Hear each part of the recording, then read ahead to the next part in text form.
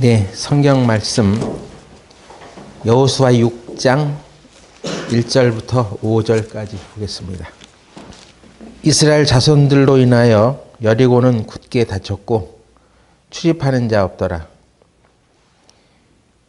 여호와께서 여호수아에게 이르시되 보라, 내가 여리고와 그 왕과 용사들을 네 손에 붙였으니 너희 모든 군사는 성을 둘러 성 주위를 매일 한 번씩 돌되 엿새 동안을 그리하라.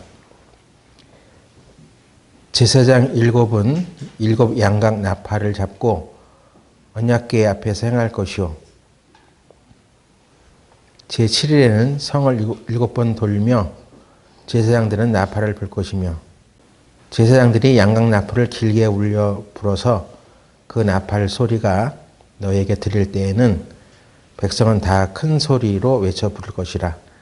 그리하면 그 성벽이 무너져 내리리니 백성은 각기 앞으로 올라갈지니라 하시매. 네, 여기까지 읽었습니다. 거룩하신 하나님 아버지, 오늘 우리들이 이 여호수아에 기록되어 있는 여리고성 전투에 관한 말씀을 상고하고자 합니다. 주께서 오늘 우리와 함께 계셔서 성령의 감동과 감화로 이 말씀을 우리에게 온전히 깨닫게 하여 주시고 이 말씀을 통해서 얻은 교훈들을 통해 우리가 이 세상에서 살아가는데 교훈이 되게 하여 주옵소서. 예수님의 이름으로 기도드렸습니다. 아멘.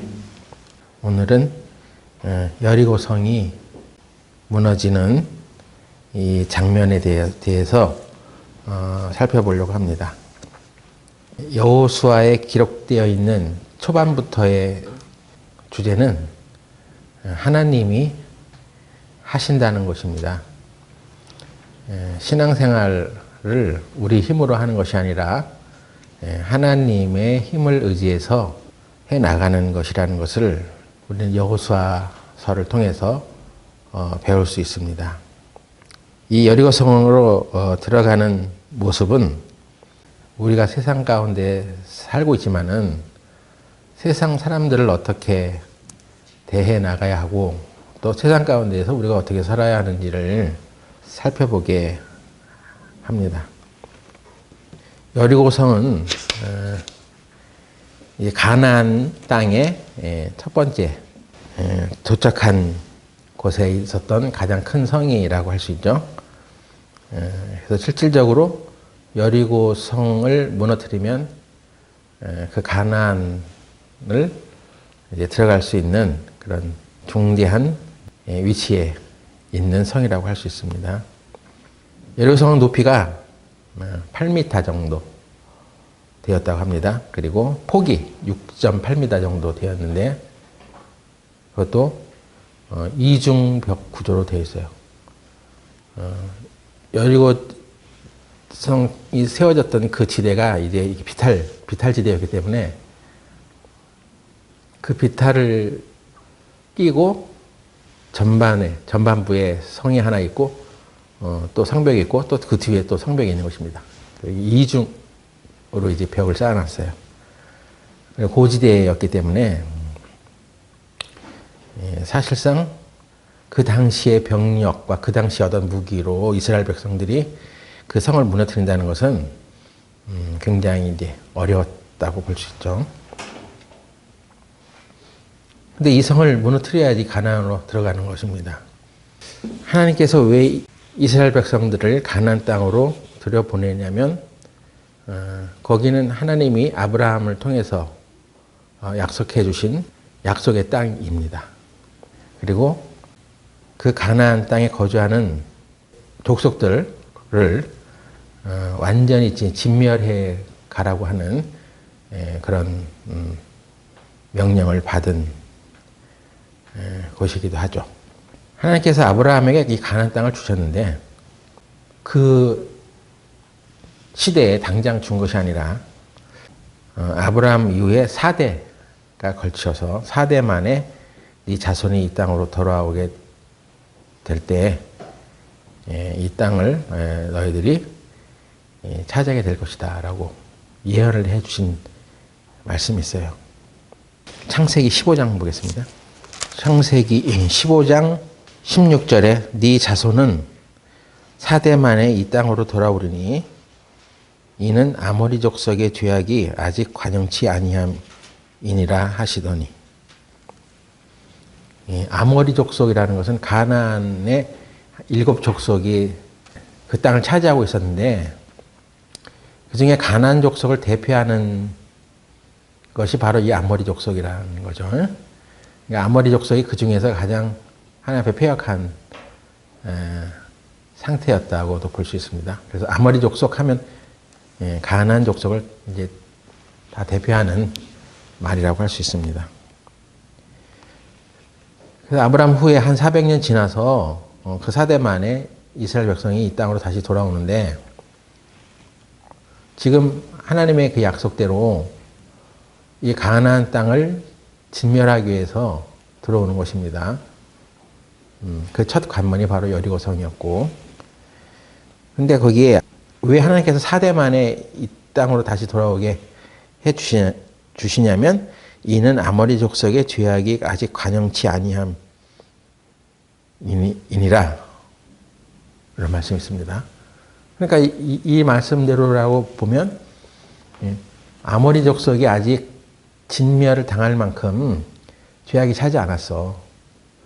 그러니까 하나님께서는 그 가나안 땅이 죄악이 가득 차면 하나님께서 이 지대를, 이 지역을 완전 진멸할 거야. 그러니까 하나님께서 진멸하실 때까지 놔뒀다가 죄악이 차서 아주 그냥 더 이상 이제 손댈 수가 없는 상태가 되면 그때 이제 이 가나안 땅을 이스라엘에게 주겠다고 하는, 이 가나안 족속들을 다 물리치고 그 땅을 이스라엘 족속들에게 주겠다는 이런 뜻이 되죠. 그렇게 느껴지죠.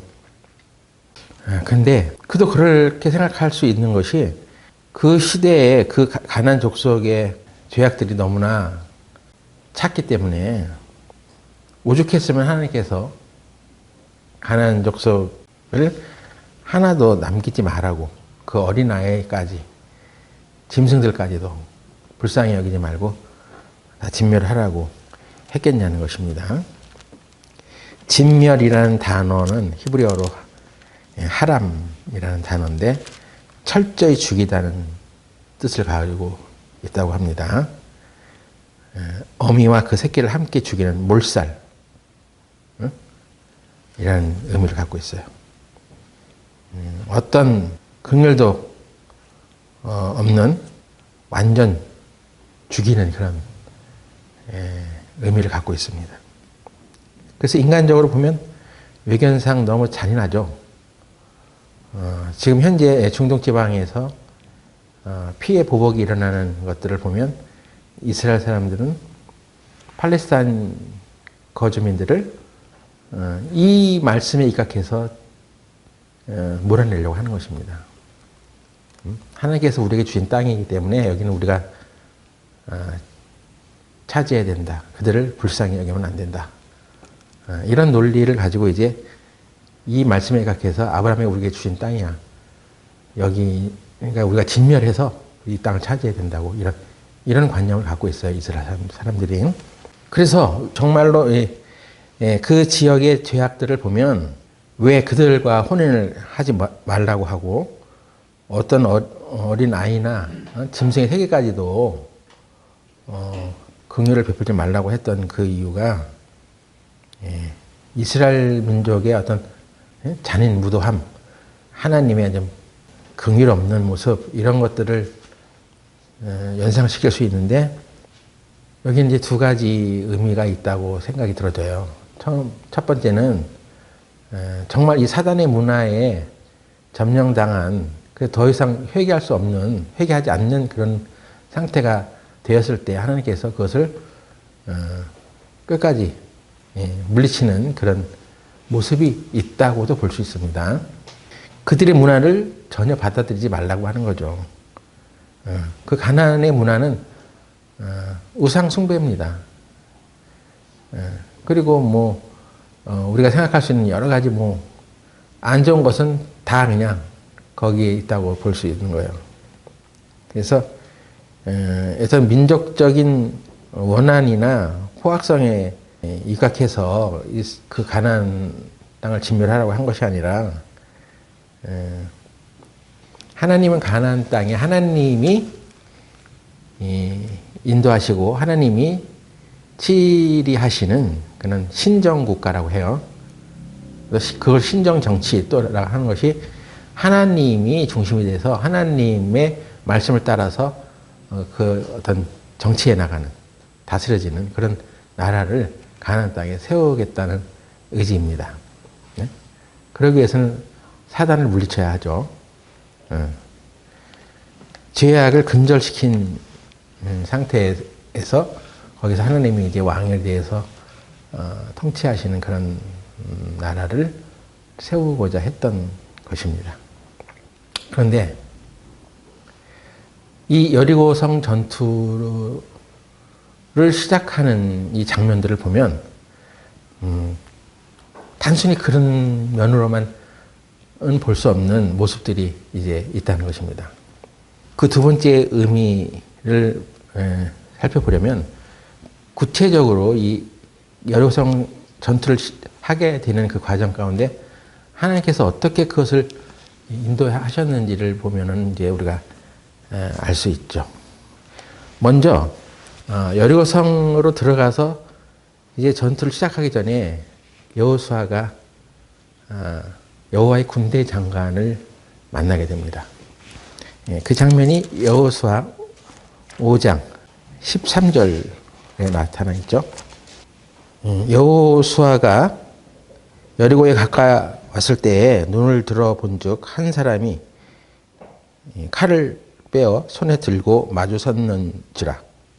여호수아가 나아가서 그에게 묻되 너는 우리를 위하느냐 우리 대적을 위하느냐. 그가 가로되 아니라 나는 여호와의 군대 장관으로 이제 왔느니라. 여호수아가 땅에 엎드려 절하고 가로되 나의 주여 종에게 무슨 말씀을 하려 하시나이까. 여호와의 군대 장관이 여호수아에게 이르되 네 발에서 신을 벗으라. 네가 선 곳은 거룩하니라. 여호수아가 그대로 행하니라. 그러니까 지금 여리고성을 공격하러 들어가기, 여리고성을 함락시키러 들어가기 직전에 이 여호와의 군대 장관을 만나게 되는 이 사건은 우리들에게 어떤 의미를 주고 있다는 것입니다. 여기에 먼저 여호와의 군대 장관이 칼을 빼들고 딱 서 있는 모습을 보게 되는데, 여호수아는 그 여호와의 군대 장관을 보고 너는 누구냐? 우리 편이냐? 아니면 적의 편이냐? 이렇게 이제 물었다고 합니다. 우리를 위하느냐? 우리 대적을 위하느냐? 그러니까 이 말은 우리를 도와주기 위해서 온 거냐? 아니면 이 가나안 족속을 도와주려고 우리를 방해하기 위해서 막으려고 온 자냐? 이런 논리로 물어봤다는 얘기입니다. 근데 이 여호와의 군대 장관이 그런 거 아니야. 그게 아니야. 나는 여호와의 군대 장관으로 이제 왔다. 그러니까 여호와의 군대의 장관이란 말이에요. 가장 우두머리. 그럼 여호와의 군대가 누구냐는 것입니다. 여호와의 군대는 첫 번째로 하늘의 군대라고 볼 수 있죠. 야곱도 마하나임이라는 하늘의 군대를 보았다고 하지 않았습니까? 그리고 열왕기하에도 보면은 적들이 하늘의 군대를 몰라보다가 눈이 팍 떠져가지고 하늘의 군대를 보는 순간 그냥 혼비백산에서 도망가서 이스라엘이 그 전쟁에서 이겼다는 기록도 있어요. 또 6.1 전쟁 당시에도 이집트 군이 이스라엘을 포위했었는데 갑자기 그들이 그냥 전차나 뭐 탱크, 무기를 전부 다 그냥 내던지고 도망갔다는 거예요. 그리고 막 한 사람이 막한 1000명 이상의 포로를 잡아가지고 끌고 가는 이스라엘 병사 한 명이 그런 전과를 세우는 일도 막 있었다고 합니다. 그래서 왜 당신들은 그렇게 도망갔냐? 당신은 왜 포로가 됐냐? 하니까 그 이집트 군사들이 이스라엘 병사들 뒤에는 어마어마한 군대가 포진하고 있었다. 그래서 그 위세에 우리는 항복을 할 수밖에 없었다. 도망칠 수밖에 없었다. 그렇게 얘기를 하더라는 거예요. 그러니까 인간의 눈에는 보이지 않았지만 하나님의 군대가 분명히 있는 거죠. 예? 예수님도 칼을 빼던 제자들에게 제자 베드로죠. 그래서 십자가에서 이제 고난 받으러 가는 그 길에 칼을 빼들고 예수님을 잡히지 않도록 힘을 쓰려고 했었던 제자 베드로에게 또 그 잡으러 온 자들에게 내가 12명이나 되는 하늘의 군대를 이끌어서 이 상황을 능히 이겨내고 너희들로 거꾸로 되게 할 수 없는 줄 아느냐 하면서 하늘의 군대에 대해서 얘기하죠. 12영, 한 영이 로마의 한 진영은 3천에서 6천 명 정도의 보병 사단을 말한다는데 12영이면 적어도 한 진영이 6천 명 정도 되면 뭐 7만 2천 명 되는 그런 하늘의 군사가 있다. 그걸 얘기하셨잖아요. 그러니까 분명히 천상의 군대를 말하는 것이 될 수도 있습니다. 예? 그리고 그동안 우리는 이제 이 여호와의 군대 장관이라니까 이제 하늘의 군대, 천상의 군대의 장관이다. 또 예수님일 수도 있고, 그 예수님이 이 땅에 사람의 눈에 보일 수 있도록 이렇게 나타났다 하는 그런 증거들을 여러 군데서 볼 수 있는데 그것 중에 하나다 이렇게 볼 수가 있죠. 그렇다면 우리는 그 하늘의 군대는 땅에 있는 하나님의 백성들을 도와주기 위해서 온 지원군 정도의 어떤 의미가 되잖아요. 그들을 위해서 대신 싸우고 그들을 도와주기 위해서 오는 어떤 하늘의 지원군 그런 의미가 있죠. 근데 여호와의 군대가 그런 의미만 있는 것이 아닙니다. 천상의 군대만 말하는 것이 아니라 이스라엘 자손 자체를 여호와의 군대라고도 묘사한 장면이 있어요. 출애굽기 12장 40절 보겠습니다. 이스라엘 자손이 애굽에 거주한 지 430년이라 430년이 마치는 그날에 여호와의 군대가 다 애굽 땅에서 나왔은즉 이 밤은 그들을 애굽 땅에서 인도해 내심을 인하여 여호와 앞에 지킬 것이니 이는 여호와의 밤이라. 이스라엘 자손 애굽에서 종살이 하다가 이제 출애굽해서 나오는 그 이스라엘 자손을 여호와의 군대라고 말해놨어요. 그러니까 여호와의 군대는 지금 가나안 땅을 점령해 들어가기 위해서 지금 전투를 벌이려고 나가는 이스라엘 자손 자체를 말하는 거죠. 그 여호와의 군대요. 그래서 만일 여호와의 이 군대가 이스라엘 자손을 말한다면 이 해석이 좀 달라지죠. 천상의 군대가 여호와의 군대라면 그 여호와의 군대는 그냥 돕기 위해서 온 그런 하늘의 군대의 장관, 우리를 도우시는 하나님의 어떤 손길처럼 우리가 느낄 수 있는 부분이죠. 막강한 군대의 장관이라고 생각이 들어집니다. 근데 이스라엘 자손이 여호와의 군대라면 그 여호와의 군대 장관은 이스라엘 자손의 최고의 사령관이 왔다는 얘기잖아요. 그러니까 여호수아, 네가 이스라엘 백성을 지금 이끌고 이 여리고성 들어가는 전투를 참여하는데, 네가 우두머리가 아니라 이제 내가 사령관이야 하는 자가 나타난 것입니다. 여호와의 군대 장관이라는 건 그거죠. 이제 여호와의 군대, 이스라엘 자손이라고 우리가 해석했을 때 이제 앞으로 사령관은 내가 할게. 내가 진짜 사령관이야. 여호수아에게 전쟁은 이제 내가 한다. 이런 의미가 된다는 것입니다. 그러니까 신을 벗으라고 하고 모세에게 했던 대로 네 권리를 다 내려놓고 하나님 앞에 복종해. 처음에는 그 여호와의 군대 장관이 누군지 모르니까 너는 누구요? 하면서 이제 우리를 도와주러 온 자요? 아니면 상대방을 도와주러 온 자요? 적을 도우러 온 거요? 하면서 그런 논리로 이 여호와의 군대 장관을 바라봤는데 내가 여호와의 군대 장관이고 이스라엘 자손의 사령관으로 왔다는 것을 이제 뒤늦게 깨달은 거죠. 여기서 여호수아가. 그래서 이제 자기 이제 위치를 아는 거예요. 그래서 복종합니다. 무릎 꿇고 신을 벗고 하는 말이 주여 주여 종에게 무슨 말을 하려 하시나이까. 그래서 그분이 바로 우리 주인으로 왔다는 것을 이제 바라보게 된 것입니다. 이런 면에서 볼 때 지금 여리고성 전투를 하기 일보 직전에 나타난 이 여호와의 군대 장관은 지금 이스라엘 자손의 사령관으로 왔어. 이제 그 사령관이 지휘하는 대로 전투를 하게 된다는 것을 말하고 있다고 볼 수 있습니다.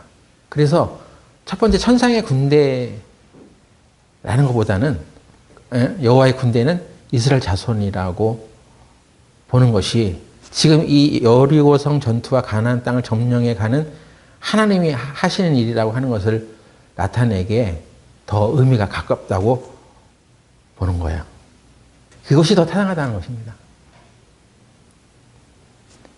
그래서 이 가나안 땅을 점령해 들어가는 것이 그리고 그 여리고성을 무너뜨리는 것이 인간의 힘으로는 어차피 할 수 없는 그런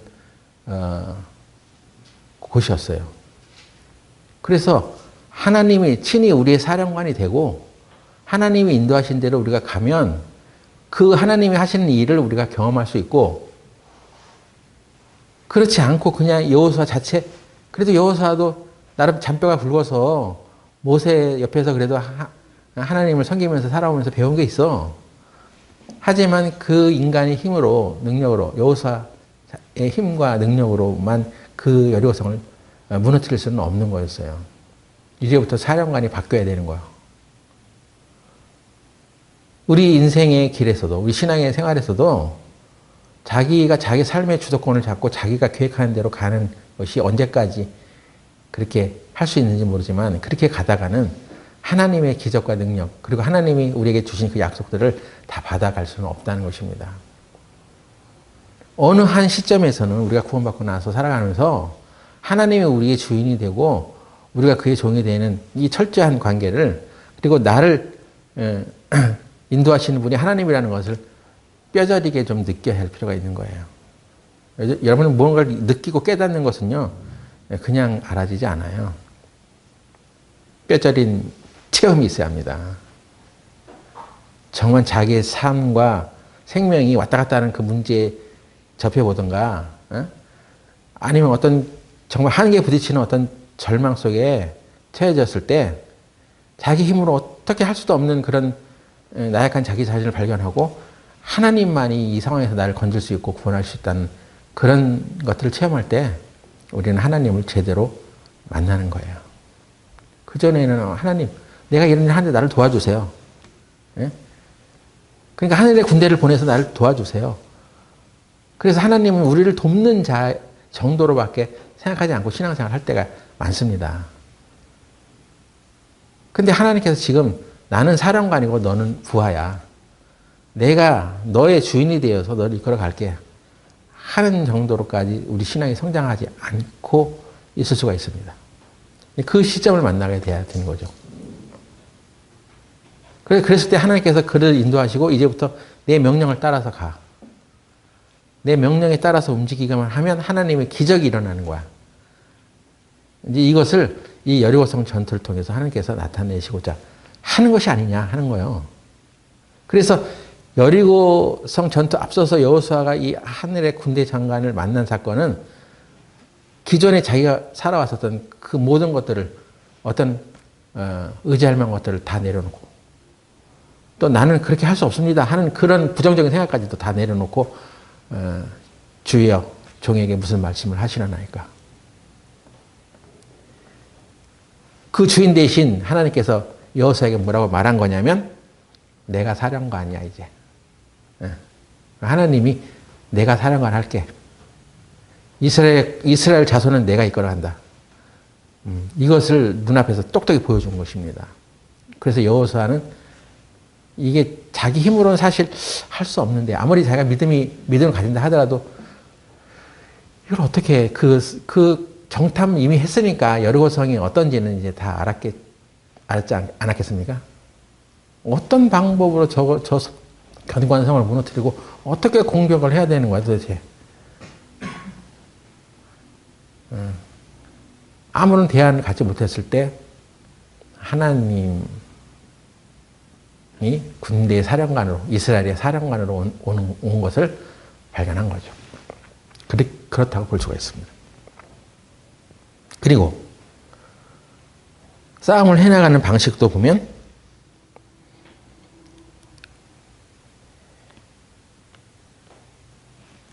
이제 여호수아 6장 2절에 여호와께서 여호수아에게 이르시되 보라 내가 여리고와 그 왕과 용사들을 네 손에 붙였으니 이미 너에게 승리를 주었어. 이미 그들은 너희들에게 패배하게 되어 있어. 너를 승리하게 해놨으니 굉장한 말씀이죠. 지금 이 전쟁을 해서 이스라엘이 승리를 할 것인지 말 것인지 하는 불확실한 그런 상태로 전쟁에 들어가는 것이 아니라 이미 이 성을 너한테 붙였어. 네 손에 붙였다는 얘기는 네가 승리해 이것입니다. 너희 모든 군사는 성을 둘러 성 주위를 매일 한 번씩 돌되 엿새 동안 그렇게 하라. 6일 동안 성을 한 바퀴씩 돌아. 그리고 제사장을 7명 선택해. 그래가지고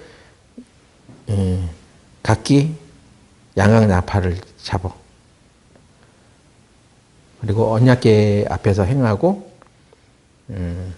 제7일에는 성을 7번 돌고 그때 제사장이 양각 나팔을 불어. 그 나팔 소리가 들리거든 백성들이 다 소리쳐 불러. 그러면 성벽이 무너진다. 이거거든요. 그러니까 이것은 작전이라고 보기에는 군사 작전이라고 보기에는 너무 허술하죠. 그렇게 하면 성이 무너지리라 한다는 얘기를 듣고 여호수아가 발끈해가지고 내가 그래도 전투를 여러 번 해봤는데 이건 무슨 작전입니까? 이건 작전이 아니에요. 예? 뭐 소풍 가자는 것입니까? 하면서 이제 그 말은 타당치 않다고 자기 논리를 또 막 얘기할 수 있었겠죠. 근데 여호수아가 그 말에 대해서 반론을 제기하지 않는 것입니다. 왜? 이스라엘의 군대의 사령관이 왔기 때문에 자기가 지금 지휘해서 자기 통솔하에 지금 이스라엘 군대가 가는 게 아니라 또 이 전투를 하는 것이 아니라 하나님이 하신다는 것을 알았기 때문에 그대로 이제 순종을 하는 거죠. 우리도 신앙생활 하다 보면 우리가 무슨 일을 하게 되면서 이거 내가 이렇게 하는 것에 대해서 그 결과가 일어나고 안 일어나고 하는 것을 보면서 실망하기도 하고 기뻐하기도 합니다. 근데 어느 순간인가 내가 모든 것을 하고 있는 듯한 그런 생각을 하게 될 때가 있어요. 그래서 우리는 이 여리고성 전투를 어떻게 했는지를 잘 보면서 그때마다 이제 우리도 깨달아야 하는 거죠. 여기에 나팔을 불 때 이제 그 성이 무너진다고 했습니다. 나팔을 불고 백성들이 소리칠 때. 근데 나팔이 이스라엘 사람들이 사용하는 나팔이 두 종류가 있어요. 하나는 은나팔이라고 합니다. 은나팔.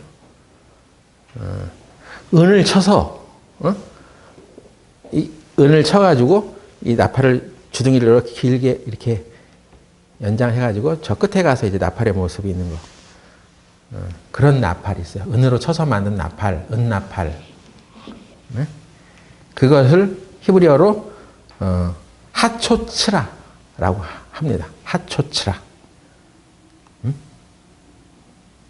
그런 나팔이 있어요. 그래서 이렇게 길게 이렇게 마디가 지나가다가 저 끝에 가서 나팔의 형태를 갖고 있는 은나팔. 이 은나팔을 만들어서 불어라 하고 하나님께서 말씀하신 것이 민수기에 나와 있는데, 민수기 10장 1절부터 보겠습니다. 여호와께서 모세에게 일러 가라사대 은나팔 둘을 만들 때 쳐서 만들어서 그것으로 회중을 소집하며 진을 진행케 할 것이라.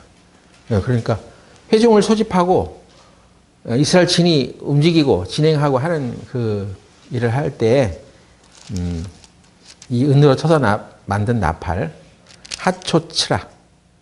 예? 받아 적었어요? 하초츠라. 하초츠라. 라고 이름하는 나팔을 불었다고 합니다. 그리고 그 나팔을 처음에는 회중을 모으고 뭐 진영을 출발시키고 또 신호용으로 이제 또 사용하다가 여호와의 궤를 옮길 때도 이 나팔을 불었다고 하죠. 여호와의 궤를 움직일 때, 다윗이 여호와의 궤를 움직일 때도 그런 나팔을 불었다고 하는 거예요. 그리고 군대를 치러 나갈 때도 이런 나팔을 불게 되었습니다. 10장 9절에 또 너희 땅에서 너희가 자기를 압박하는 대적을 치러 나갈 때에는 나팔을 울려 불지니. 그래서 그 나팔, 여기 쓰인 이 나팔이란 어떤 나팔이냐면 하초츠라, 은나팔. 이거야. 그런데 지금 하나님께서 여리고성을 무너뜨리는 전쟁을 행하실 때 너희가 나팔을 부르라고 했는데 그 나팔이 이 하초츠라가 아니요. 양각 나팔이라고 분명히 돼 있죠. 예? 양각 나팔은 수양의 그 뿔, 그걸 잘라가지고 그걸 부는 거예요. 그래서 나팔이 이렇게 뭐 휘어져 있고 그런 거요. 나팔절 날 이스라엘 사람들이 부는 그런 나팔. 양각 나팔이란 말이에요. 그래서 이 양각 나팔은 히브리어로는 쇼파르라고 합니다. 그래서 나팔 때 부는 나팔도 쇼파르예요. 나팔이 다르단 말이에요, 지금. 여리고성을 우리가 전투를 지금 시작하는데 당연히 이 하초츠라는 나팔을 불어야 되는 것 같은데 그게 아니에요. 전투용 싸우자고 부는 나팔이 아니라는 거예요. 지금 쇼파르를 부르라는 것입니다. 그래서 지금 여호수아 6장 1절에서 5절까지 쭉 읽다 보면 그 양각 나팔을, 제사장들이 그 양각 나팔을 부르라고 했잖아요. 그러니까 그 쇼파르를 부르라는 얘기입니다. 쇼파르는 하나님이 지금 나타나신다는 그런 의미가 있어요. 그러니까 이것은 막 전쟁하고 싸우는 그런 나팔이 아니라 사실은 어떤 평화를 지금 오히려 전해주는 그런 나팔이라고 할 수 있습니다. 평화를 선언하는 나팔, 쇼파르. 지금 여리고성을 향해서 그러니까 이 평화의 나팔을 부는 거예요. 이미 평안이 찾아왔어. 평화가 왔어.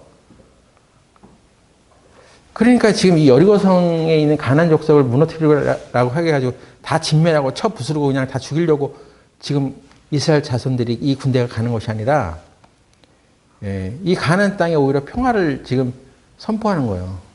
하나님의 통치가 이제 시작되었다.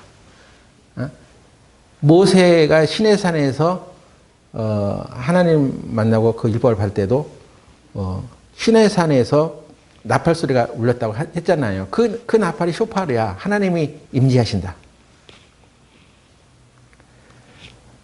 그러니까 지금 여리고성과 가나안 땅을 그냥 쳐부수려고 그냥 다 죽여버리려고 나팔을 부는 것이 아니라 하나님이 나타나신다. 이제 하나님이 임하신다. 하나님의 평화가 이제 임한다 하는 그런 평화의 나팔을 불고 있었던 것입니다. 그 땅을 구원하고 살리기 위해서 왔다는 의미죠. 이스라엘 사람들이 법궤를 메고 그 여리고성을 돌았던 것도 법궤는 하나님의 은혜잖아요. 예? 그래서 여리고성을 단순히 무너뜨리려고 그 법궤를 메고 도는 것이 아니라 하나님의 은혜가 지금 너희들에게 가까이 왔다. 하나님의 은혜를 선포한 거예요. 그런데 하나님의 은혜가 온다는 것을 알고 그걸 받아들이고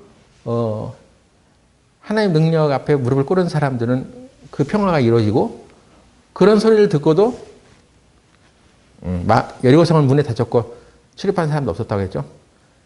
오히려 그 하나님의 은혜의 소리를 듣고도 마음을 강팍해 해가지고 대적하는 사람도 나타나고 마치 우리가 전하는 이 십자가의 도가 멸망하는 자들에게는 사망의 향기고 생명 얻는 자들에게는 그건 구원의 향기야. 그래서 하나님께서 우리에게 주시는 이 평화와 구원의 이 나팔이 우리에게 올려질 때 그 두 반응 중에 하나가 일어나는 거죠. 대다수의 사람들이 그런데 그 평화의 나팔, 하나님의 은혜의 나팔 소리를 들어도 반응하지 않는 거예요. 오히려 더 마음을 강팍하게 하는 사람도 있잖아요. 이 세상에서 구원받는 사람들이 받지 않는 사람보다 더 적어.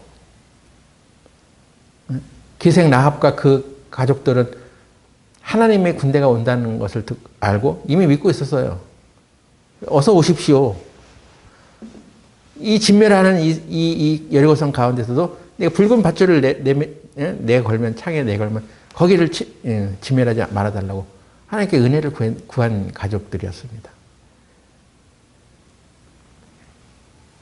그러니까 지금 이 법궤를 메고 이스라엘 사람들이 여리고성을 도는 이 장면을 통해서 나팔을 불고 하는 것이 가나안 땅으로 들어가는 것이 오히려 하나님께서 아브라함에게 아직 아모리 족속의 죄악이 차지 않았기 때문이라는 말이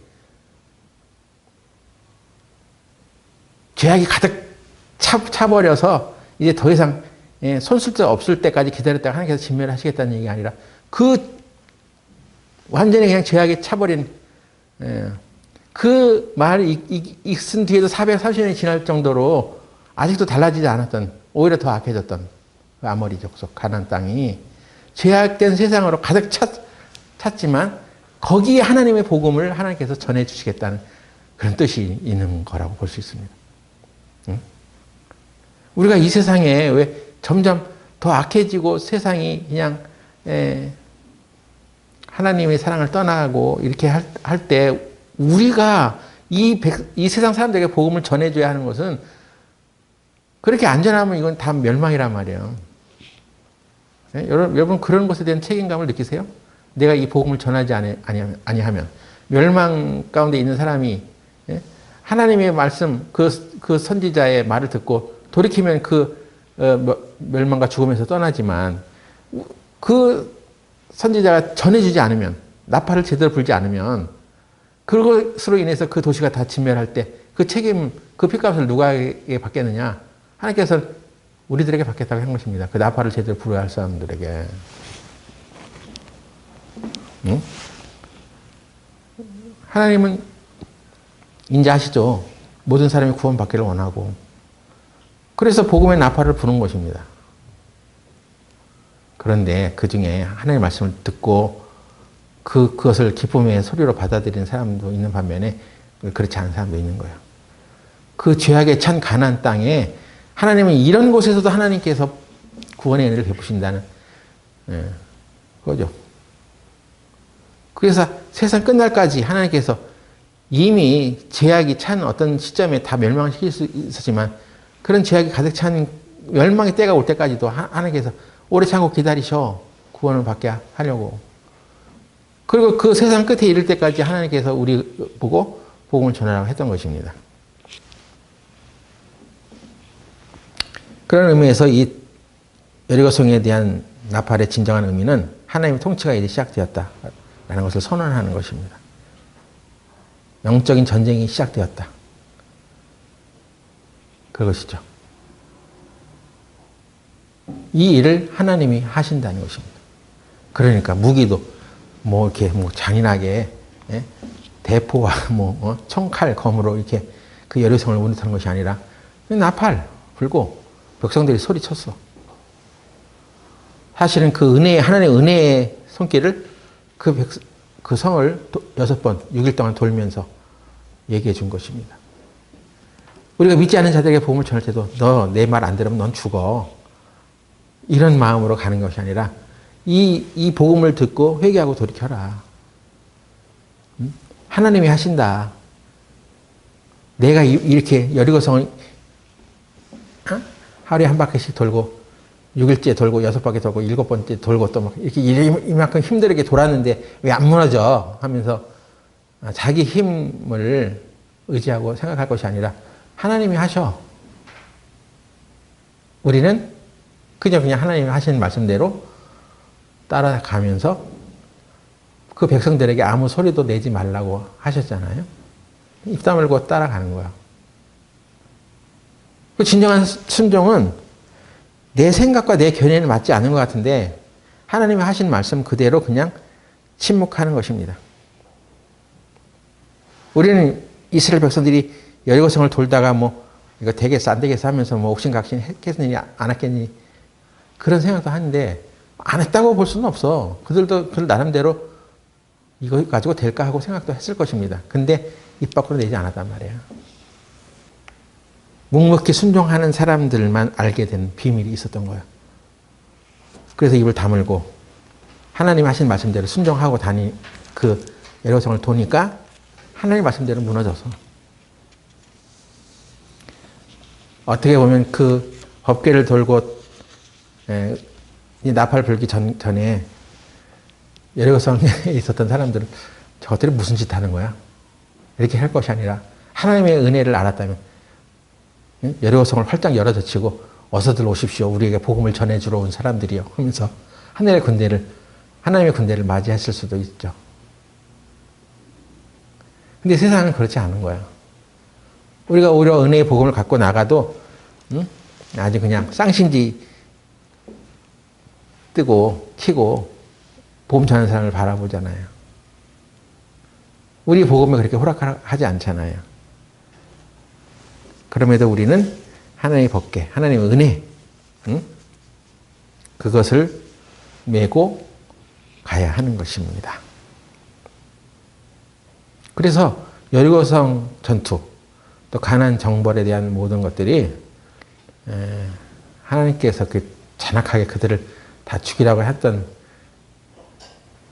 그런 것이 하나님의 그들의 문화를 받아들이지 마. 그리고 하나님이 그들에게 충분하게 회개할 수 있는 그리고 은혜를 받을 수 있는 기회를 주었음에도 불구하고 그들이 그걸 받아들이지 않을 때는 그만큼 완악하기 때문이고 다른 신에 빠져있기 때문에 그렇다는 것을 우리들에게 알려주는 것입니다. 그 여리고성 전투는 하나님 하시는 거예요. 하나님이 군대, 이스라엘 자손의 사령관이 돼서 거기에 뜻에 복종하고 그 뒤를 묵묵히 따르는 것입니다. 예수님께서 물로 포도주를 만든 사건에도 그것은 그 하인들이 물을 떠다 줄 때 그것이 포도주가 됐어요. 항아리에 물을 분 것도 하인들이었고 그 물을 뜬 것도 하인들이었습니다. 그땐 물이었을 것입니다. 그 자기가 떠놓은 항아리에 담은 물이었기 때문에. 근데 이걸 갖다가 잔치집에 갖다 주라고? 여보쇼. 누구 망신 당할 있어? 물을 갖다 주고 포도주인 척 하라고 하면서 자기 논리를 막 폈으면 물이 포도주로 되는 것을 경험하지 못했을 것이죠. 근데 그걸 떠다 준 하인들은 왜 그것이 더 좋은 포도주가 됐는지 알았다고 했습니다. 네? 묵묵히 순종하는 사람들만 알게 되는 비밀이 있다니까요. 여러분이 하나님의 나라를 위해서 우리가 함께 일하고 헌신하고 동역할 때 또 교회 일에 함께 협력하고 일할 때 예. 순종하는 사람들이 되세요. 순종하다 보면 하나님의 뜻을 알게 되는 거예요. 하나님의 기적을 알게 되는 거예요. 그 일이 일어나기도 전에 막 너무 많은 말을 해가지고 되네 안 되네 하고 자기 논리 펴봐야 그들은 하나님이 하시는 일을 알지 못합니다. 예? 모든 것을 하나님이 하신다는 것을 배워야 되는 거죠. 예? 하나님이 하신다는 것을 믿어요? 예? 우리 교회가 복음이 더 많이 전해지는 교회가 되는 것도 하나님이 하신다는 것을 믿습니까?